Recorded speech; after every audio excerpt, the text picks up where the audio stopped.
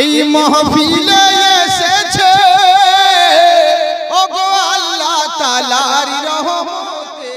শোনো, নীল আকাশের নিচে জমিনের বুকে তোমরা বসবাস করো, আমার পৃথিবীর বুকে দুনিয়ার যত মানুষ রয়েছে, মৌলবি হোক আর মাওলানা, মুয়াজ্জিন হোক আর মুতাআল্লি, মুক্তাদি হোক আর মুসল্লি, নামাজি হোক আর বেনামাজি, হাজি হোক আর গাজী হোক, মাতাল হোক আর বেতাল হোক, সকল সৃষ্টির একটা জিনিস বেশি পছন্দ, সবারই একটা জিনিস বেশি প্রিয়। সকলেই চাই আমি দুনিয়ার বুকে থাকাকালীন লাভবান কেমন করে হব, কামিয়াব কেমন করে হব, সাকসেসফুল কেমন করে হব। মৌলবি থেকে আরম্ভ করে নিয়ে যত সৃষ্টি রয়েছে সকলেই চাই আমি কামিয়াবি কেমন করে হব। সারা জিন্দেগি বিদেশে খাটে, পরিবারকে বাড়িতে রেখে দেশ বিদেশে ভ্রমণ করে বেড়ায়। জিজ্ঞেস করলে বলবে মাওলানা পরিবারের জন্য সাকসেস হওয়ার জন্য আজকে বাইরে বাইরে ঘুরে বেড়াচ্ছি, কোথায় ইন্টারভিউ দেওয়ার জন্য সারা রাত্রি জেগে কোথা থেকে কোথায় চলে যাচ্ছে।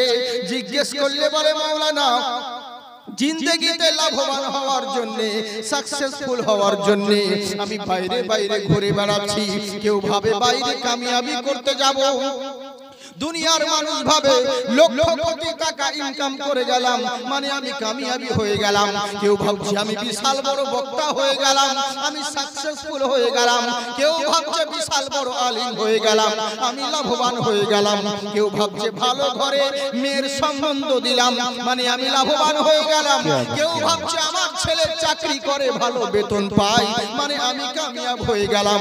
মোটা খাই মোটা পড়ি, রাস্তার ধারে তিনতলা বিল্ডিং করি, তার মানে আমি লাভবান হয়ে গেলাম, আমি কামিয়াবি হয়ে গেলাম। কিন্তু আসল কামিয়াবি কাকে বলে কোন মোল্লা জানার চেষ্টা করলো না। এরা ভাবছে ধন দৌলত হলে কামিয়াব হওয়া যায়, টাকা পয়সা হলে কামিয়াবি হওয়া যায়, বিজনেসম্যান হতে পারলে কামিয়াব হওয়া যায়, ভালো চাকরি পেতে গেলে কামিয়াব হওয়া যায়। দুনিয়ার মানুষ শুধু এটাই ভাবে, কিন্তু কামিয়াবি কাকে বলে একবার আল্লাহকে তো জিজ্ঞাসা করো। ওগো রব্বুল আলামিন, ইয়া আকরামাল আকরামিন, মাবুদ গো তুমি বলো কামিয়াবি কাকে বলে, তুমি বলো লাভবান কাকে বলে। আমার আল্লাহ বলছে বান্দারে ধন দৌলত টাকা পয়সা ওর নাম কামিয়াবি নয়। ওরকম ধন দৌলত তো ফেরাউনকেও দিয়েছি, ওরকম ধন দৌলত তো নমরুদকেও দিয়েছি, ওরকম রুতবা আমি সাদ্দাতকেও দিয়েছি। তার মানে এগুলো থাকলো বলে মনে করিও না তুমি লাভবান হয়ে গেলে, কামিয়াব হয়ে গেলে কখনো মনে করো না। তাহলে আল্লাহ কামিয়াবি কাকে বলে? আমার আল্লাহ বলে বান্দা শোনো, প্রকৃত কামিয়াব কারা, সাকসেসফুল কারা, লাভবান কারা? কোরআন বলতে আছে ফামান তাবিয়া হুদায়া, যারা হেদায়েত পেয়ে গেল তারাই প্রকৃত লাভবান হয়ে গেল। সুবহানাল্লাহ সুবহানাল্লাহ। বুঝতে পারছেন? আমি স্পিডেও বলি এবং জুম করে বলি, বুঝলেন তো?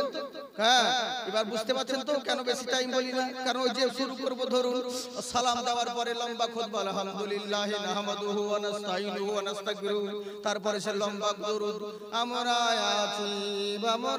আছি বলতে বলতে আল্লাহুম্মা সাল্লি আলা তিনবার চারবার দরুদ হয়ে গেল। হ্যাঁ, সালাম হকারি করতে আধা ঘন্টা শেষ, ওয়াজ করব কখন? এই জন্য আমি সময় নষ্ট করি না, কারণ সময় খুব মূল্যবান জিনিস, বুঝলেন তো? জলসা আগামী কালকেও হবে, জলসা আগামী কালকেও হবে, আরো কত হয়েছে, আরো আল্লাহ পাক বাঁচিয়ে রাখলে আরো কত জলসা করবে, বুঝতে পারছেন? কিন্তু ইনশাআল্লাহ এই বান্দাকে মনে রাখতে হবে। আমি প্রত্যেক জায়গায় জলসা করতে গিয়ে বলি তোদেরকে 5 বছর কেন 10 বছর চ্যালেঞ্জ দিলাম, কর, ঘুরিয়েছে আবার আমাকে দাওয়াত করবি, বুঝলি? তো এই হচ্ছে ব্যাপার।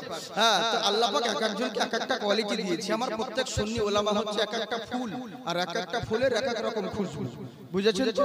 এই হচ্ছে ব্যাপার। তো যার জন্য কিন্তু সমস্যা হয়ে গেছে কি আজকে আমার উপর ভার ভরে গেছে বেশি, মানে আজকের দিনে বক্তা ওই লোকাল বক্তাই সব চলছে। আমিও সেই পরিচিত বক্তা, আমার আগে যিনি বললেন উনিও সেই পরিচিত বক্তা, কিন্তু যত মাহিন্দ্রা ট্রাক্টর বক্তা সব একদিনে দিয়ে দিয়েছে কালকে, বুঝেছেন? মতিউর রহমান সাহেব তো আসবেই, উনার কথা বাদ দিলাম, উনার তুলনা তো হয় না। দেখেন বাংলাদেশের বক্তা আছে মুফতি জুবায়ের সাহেব আছে, যিনি পশ্চিমবঙ্গের মাহিন্দ্রা ট্রাক্টর বক্তা, মানে সবগুলোকে একদিনে দিয়ে দিয়েছে। এই হচ্ছে ব্যাপার। তার মানে বুঝেন যে কালকে কি রকম খেলা হবে। হ্যাঁ আজকে শুধু টাইম পাস চারটি স্বরূপ আপনাদেরকে মিডিলে বলছি, বিরক্ত করছি, বেশিক্ষণ করব না, যেহেতু আগামী কালকে আপনাদেরকে মেন প্রোগ্রাম শুনতে হবে। তবে একবার মহব্বতের সহিত সুবহানাল্লাহ বলে, মানে এমনি করলে লোকে ভাবছে হয়তো পয়সা চাইবে না, কি ভাই পয়সা চাইছি না, হ্যাঁ আমি অত বিহায়াও নয়, মাদ্রাসার জালসা কালেকশন হ্যাঁ দিতে হবে, যার ইচ্ছা হবে আপনারা দিবেন, কিন্তু আমি অত বিহায়া নয় যে আপনাদের কাছে বারবার চাইবো, হয়তো 5-6 বার বলবো, হ্যাঁ কিন্তু অতবার বিরক্ত করব না, অসুবিধা নেই। হাত উঠিয়ে বলেন আল্লাহু আকবার। তাই আমার আল্লাহ বলে বান্দা শোনো, দুনিয়ার মানুষ তোরা কামিয়াবির পিছনে ছুটে বেড়াও, কিন্তু কামিয়াবি কাকে বলে এবার তো বুঝতে পারলে, যারা হেদায়েত পেয়ে গেল তারাই প্রকৃত কামিয়াব হয়ে গেল। বলে হেদায়েত কি জিনিস, হেদায়েত কোথায় পাওয়া যায়, হেদায়েত পেলে পরে কি হওয়া যায়? আমার আল্লাহ বলে শোনো, যদি তুমি হেদায়েত হয়ে যাও ফালা খাউফুন আলাইহিম ওয়ালা হুম ইয়াহজানুন, তোমার ইহ জগৎ না পর জগৎ কোথাও ভয় হবে না, আমি আল্লাহ তোমার জিম্মা নিয়ে নিব। সুবহানাল্লাহ, কি বাত है, কি বাত है। এদিকে ওদিকে কি করে দেখছেন কেন? এদিকে আসলে কোনো অনেক জায়গা রয়েছে, ওখান থেকে অত কষ্ট করে দেখতে হবে, সামনের দিকে চলে আসে, খুব ভালো হলো। হ্যাঁ মোবাইলে দেখছে এমনি করে, ওইটাই তো, হ্যাঁ ওইটাই, কোথাও পাগড়ি পরি কোথাও টুপি পরি, একটাই মাল, নকল এখনো হয়নি। হ্যাঁ জি জি জি, তো চিন্তার কোনো কারণ নেই, ওইটাই আছে, অরিজিনালটাই আছে। মহব্বতে ভালো করে শুনুন বাবজি, শোনা মুখে আমার, কত সুন্দর কথা বলছি দেখুন। হেদায়েত পেয়ে গেল যারা, তারা লাভবান হয়ে গেল। আচ্ছা বলুন তো দেখি, হেদায়েতের মালিক কে? আল্লাহ। কোন মৌলবি মোল্লা এরা তো নয়, হেদায়েতের মালিক স্বয়ং আল্লাহ।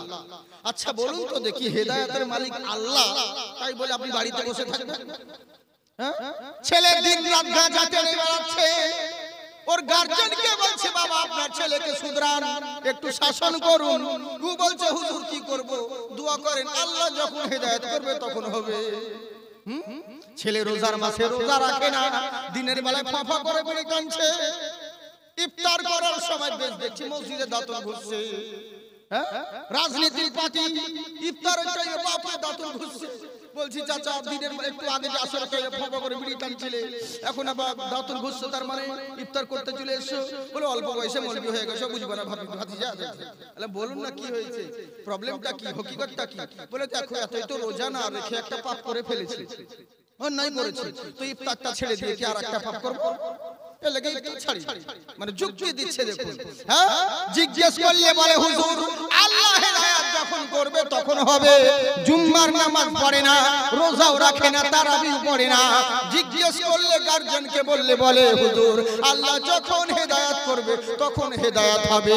হবে তুই হেদায়েত তোর মামার বাড়ির আবদার পেয়েছি যে তোর ঘরে ঢুকে আল্লাহ হেদায়েত করবে, তোর মতন বান্দা এলেই বাকি, না এলেই বাকি, এতে কোনো যায় আসে না। এলে তোমার ভালাই হবে, না এলে তোমার খারাপই হবে, এতে আল্লাহর কোনো যায় আসে না। কিন্তু আমার আল্লাহ একটা অপশন দিয়েছে, কি? আমি হলাম হেদায়েতের মালিক, তাই বলে আমার দায় পড়েনি, আমার মজবুরি নয় কাউকে ঘরে ঢুকে হেদায়েত করতে হবে। তবে হ্যাঁ তুমি যদি আমার দিকে হেদায়েতের উদ্দেশ্যে এক ধাপ এগিয়ে আসো, আমার কুদরত তোমার দিকে 10 ধাপ এগিয়ে যাবে। সুবহানাল্লাহ, সুবহানাল্লাহ। কিন্তু তোমাকে আসতে তো হবে, বাড়িতে বসে থাকলে হবে না। কিন্তু হেদায়েত যদি পেয়ে যাও তোমার ভয় হবে না, না ইহ জগৎ না পর জগতে, কারণ আমি আল্লাহ তোমার জিম্মা নিয়ে নিব। আমি আল্লাহ জিম্মা নিয়ে নিব। কি দিই নাই বল, আজকে পেট্রোলের খনি দিয়েছি তোদের পাততলায়, আজকে সোনার খনি তোদের পাততলায়, আজকে ডিজেলের খনি তাও তো দিয়েছি মুসলমান তোদের পাততলায়, গ্যাসের খনি ওটাও দিয়েছি মুসলমানের পাততলায়, দামি দামি খনিজ দ্রব্য যা কিছু দিয়েছেন আল্লাহ মুসলমানের পাততলায়, কোন কাফেরের পায়ের নিচে দেয় না। এখানেই তো আল্লাহ বোঝাতে চাইছেন বান্দারে তোদেরকে সবই দিয়েছি জগৎকে নেতৃত্ব দেওয়ার জন্য, যা যা প্রয়োজন লাগে আমি আল্লাহ সবই দিয়ে দেব। শর্ত হলো একটা, তোরা শুধু আমার গোলাম বেনে যা, সারা জগৎকে তোদের গোলাম বানিয়ে দেব। আহা সুবহানাল্লাহ, তোরা শুধু আমার হয়ে যা, দেখবি সবাই তোদের হয়ে গেছে। কিন্তু আমাদের মতন কাজ কিছু হয় না, আমরা ভাষণ তো দিই কিন্তু কাজ হয় না, কারণ আমরা তো নিজেই হেদায়েত না। বুঝলি, আমরা তো নিজেই হেদায়েত হই না, তার কি হেদায়েত করব? প্রবলেম তো এটাই, আমাদের সবাই যে যতক্ষণকার জলসা শুনে নিব বাস ওখানেই লুঙ্গি তুলে ঝেড়ে ঝেড়ে আর নয়, বুঝেছেন? আজকে জলসা তলায় মা বোনেরাও আছে, আপনারাও আছে, তাই মা বোনকে আমি অনুরোধ করব চাচামেচি করবে না, আর তোমরা জলসা শোনো।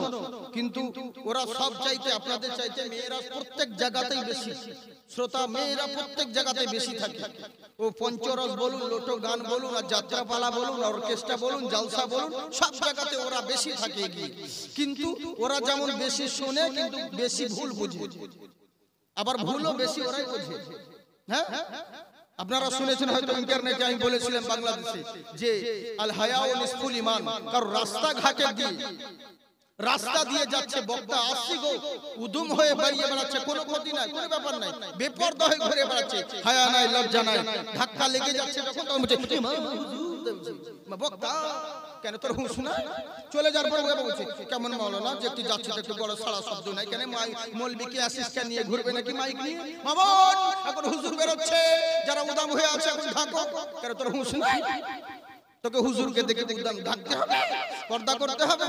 এলাকে বলেছিলাম যার লজ্জা শরম নেই তার ঈমান নেই, আর যার লজ্জা শরম আছে তার ঈমান আছে।